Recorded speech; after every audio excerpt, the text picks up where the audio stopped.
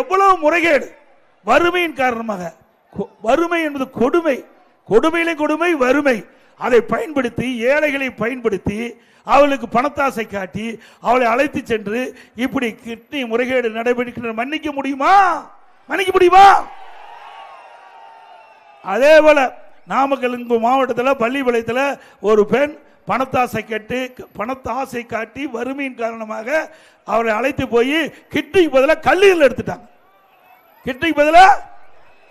இதற்கு மேலாக அந்த எம்எல்ஏ பேட்டி கொடுக்கிறாரு, இப்படி முறைகேடு நடைபெற்றதாக அரசாங்கமே தெரிவித்திருக்கு. என்ன பதில் சொல்றீங்கன்னா, நாங்களாம் அப்படி செய்யல, அப்படி நான் ஒரு கார் பேரை சொல்லி, அது என்னப்பா காரு,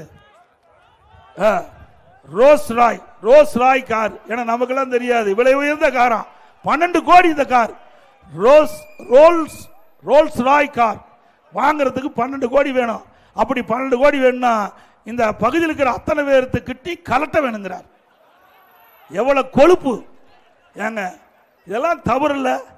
ஒரு மனிதனை மனிதராக மதிக்க வேண்டும். ஏழையாகவும் சரி பணக்காரரும் சரி யாராக இருந்தாலும் மதிக்க வேண்டும். ஒரு சட்டமன்ற உறுப்பினர் மக்களுக்கு சேவை செய்யக்கூடிய பொறுப்பில் இருக்கின்றவர் இப்படி பேசுவது சரியா?